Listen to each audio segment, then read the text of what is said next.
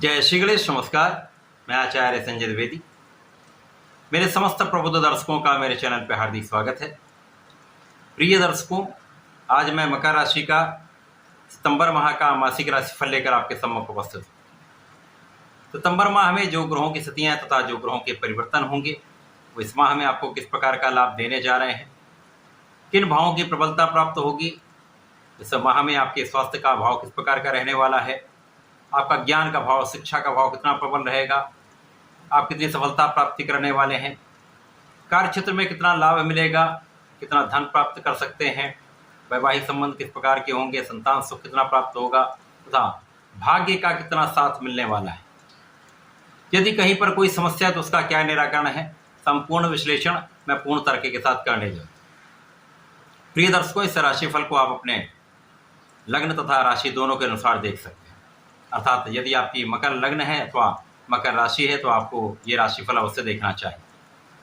मकर राशि के लिए स्थितियों का अवलोकन करें तो आपके द्वितीय भाव में ही शनिदेव का गोचर चल रहा है, जो लग्नेश है, अत्यंत प्रबल अवस्था में, वक्रीय अवस्था में है। तथा आपके तृतीय भाव में राहु का गोचर है। आपके लिए पंचम भाव में गुरुदेव बृहस्पति गोचर कर रहे हैं। षष्ठम भाव में मंगल का गोचर प्रारंभ हो चुका है। सप्तम भाव में बुध का गोचर चल रहा है। आपके अष्टम भाव में सूर्यदेव के साथ प्रारंभिक समय में चंद्रमा होंगे। आपके भाग्य भाव में शुक्राचार्य के साथ केतु का गोचर चल रहा है। ये संपूर्ण ग्रह स्थितियां हैं। इसके पश्चात बुध का पहला परिवर्तन होगा, जब बुध 4 सितंबर को राशि परिवर्तन करके सिंह राशि में प्रवेश करेंगे। अष्टम भाव होगा। 16 सितंबर को सूर्य अपनी राशि का परिवर्तन करेंगे तथा भाग्य भाव में प्रवेश करेंगे तथा 18 सितंबर को शुक्राचार्य वर्तमान अपनी नीच राशि को छोड़कर अपनी मूल त्रिकोण तुला राशि में प्रवेश करने जा रहे हैं। लग्नेश की स्थिति जब प्रबल होती है तो बहुत कुछ गोचर की स्थिति अथवा ग्रहों का परिवर्तन यदि अच्छा है तो अत्यंत प्रभावी हो जाता है, महालाभ देता है। परंतु यदि कहीं परिस्थिति कुछ निर्बल भी है तो लग्न यदि प्रबल है तो बहुत कुछ समस्याएं कम हो जाती। यहाँ पर शनिदेव की स्थिति अत्यंत प्रबल है। जब ये द्वितीय भाव में शश नामक महाराज योग में है, वक्रीय अवस्था में है, तो लग्न को भी प्रबलता मिल रही है, आपके द्वितीय भाव को भी प्रबलता मिल रही है, जिसके कारण 100% इस समय आप बहुत स्वस्थ भी रहने वाले हैं। आपकी क्षमता में, आपके सामर्थ्य में पहले से अधिक यहाँ पर सकारात्मक प्रभाव मिलने वाला है। यदि इस समय में आप अपने आलस्य का त्याग करके अपने कार्य क्षेत्र में पूर्ण रूप से लग जाते हैं या शिक्षा में लगे होते हैं तो संपूर्ण रूप से आपको लाभ भी मिलने वाला है। इस समय में सुख साधन का भाव कुछ निर्बल हो सकता है। माता के स्वास्थ्य में कुछ निर्बलता आ सकती है। आपके पास सुख साधन होते हुए भी यहाँ पर सुख साधनों का उपभोग, लाभ उतना नहीं मिल पाता। परंतु शनिदेव का प्रभाव निश्चित रूप से आपकी संपूर्ण सुरक्षा करने वाला है, आपकी आयु की रक्षा करने वाला है, आपको आध्यात्मिक बनाने वाला है, आपके विशेष ज्ञान में वृद्धि करने में तथा यहाँ पर निश्चित रूप से शनिदेव का प्रभाव आपके लाभ को कई गुना बढ़ाने वाला है। लाभ आपका कई गुना यहाँ पर बढ़ने वाला है, चाहे वो आपका व्यापार के क्षेत्र से लाभ हो, नौकरी से लाभ हो अथवा आपके प्रोफेशन से आपको लाभ हो। संपूर्ण क्षेत्रों में आपको विशेष लाभ मिलने वाला। इसके पश्चात जो राहु का गोचर आपके तृतीय भाव में, ये भी राहु तृतीय भाव में एक अच्छा प्रभाव देते हैं, तो यहाँ पर भाई बहनों का सहयोग मिलता है। यद्यपि यहाँ पर कुछ मतभेद हो सकते हैं, परंतु राहु यहाँ पर आपके भाग्य का साथ दिलवाएंगे। परंतु जैसा कि राहु का स्वभाव है, एक नकारात्मकता इसमें होती है, तो वो भी प्रभाव कहीं ना कहीं प्राप्त अवश्य होगा। गुरुदेव ज्ञान के कारक हैं, शिक्षा के कारक हैं, प्रज्ञा के कारक होकर, मांगलिक कार्यों के कारक होकर पंचम भाव में स्थित है। एक अच्छी स्थिति बन रही जब आपके ज्ञान का भाव अत्यंत प्रबल रहेगा। शिक्षा ज्ञान से विशेष लाभ भी लेंगे, संतान सुख भी प्राप्त होगा, संतान से भी लाभ की वृद्धि हो रही। गुरुदेव का प्रभाव भाग्य की वृद्धि करने वाला है। आपका भाग्य कई गुना प्रभावी होने वाला है। महाभाग्यशाली आप रहने वाले, क्योंकि यहाँ पर मंगल का प्रभाव भी, जो आपके सुखों के स्वामी है, आपके लाभ के स्वामी होकर का संपूर्ण प्रभाव आपके भाग्य को बढ़ा रहा है। तो इस माह में भाग्य का संपूर्ण साथ मिलेगा। ज्ञान का भाव विशिष्ट रहने वाला है। आपकी लग्न अत्यंत प्रबल रहने वाली है। आप बहुत परिश्रमी रहने वाले हैं तथा यहाँ पर आपका कार्य क्षेत्र विस्तृत होने वाला है।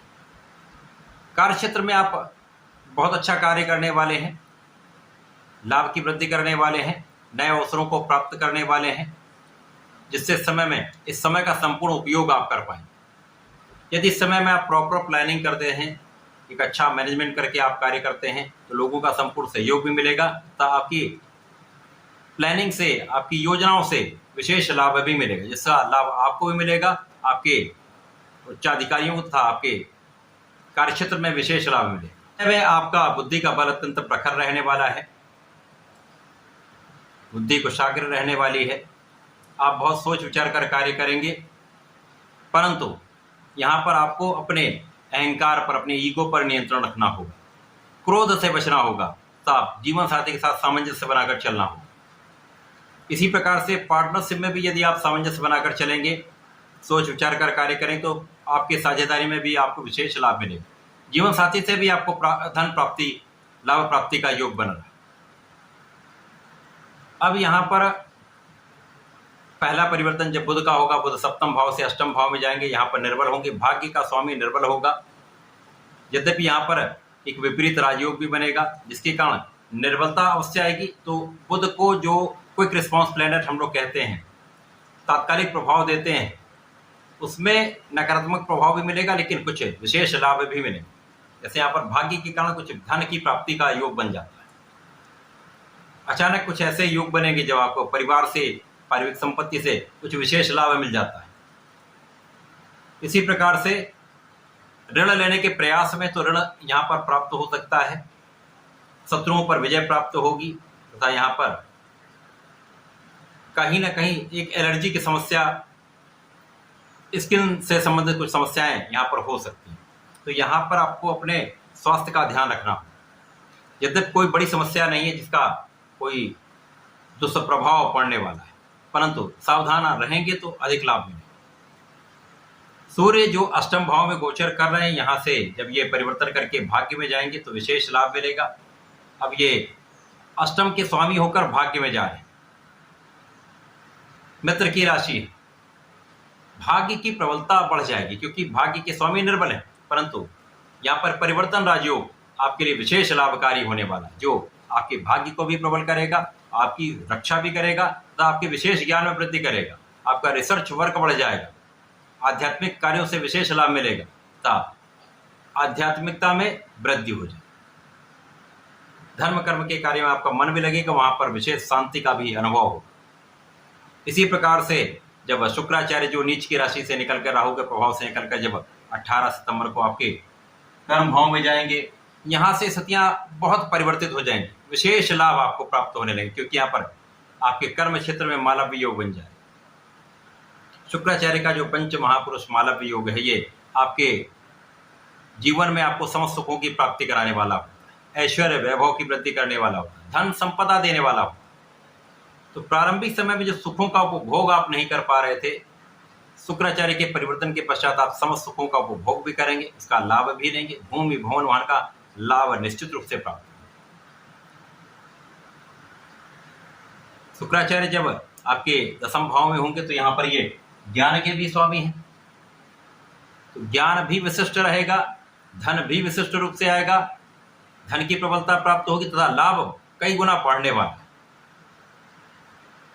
जो लोग ऋण लेकर अपने व्यापार को बढ़ाना चाह रहे हैं, कार्यक्षेत्र में विस्तार करना चाह रहे हैं, नए प्रोफेशन में जाना चाह रहे हैं, नई नौकरी प्राप्ति करना चाह रहे हैं, यहाँ पर आपकी कार्य सिद्ध हो जाए, आपकी इच्छाएं पूर्ति हो जाए।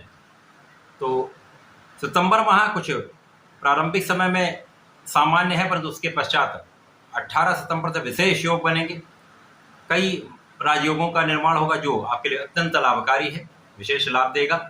इस माह में इस लाभ को प्राप्त करने के लिए तथा यथास्थिति बनाए रखने के लिए, एक प्रबल स्थिति बनाने के लिए आपको नियमित रूप से भगवान भोलेनाथ पर जलार्चन करना चाहिए,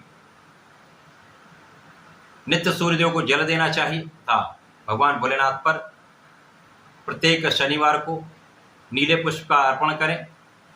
काले तिल का अर्पण करके यदि गंगा जल से अभिषेक करा देते हैं तो निश्चित रूप से आपकी बहुत सारी समस्याएं दूर हो जाएंगी, अवरोध दूर हो जाएंगे, आप संपूर्ण रूप से सफल भी होंगे, भाग्य का साथ भी मिले। तो ऐसा करके समय का उपयोग करके लाभ लें।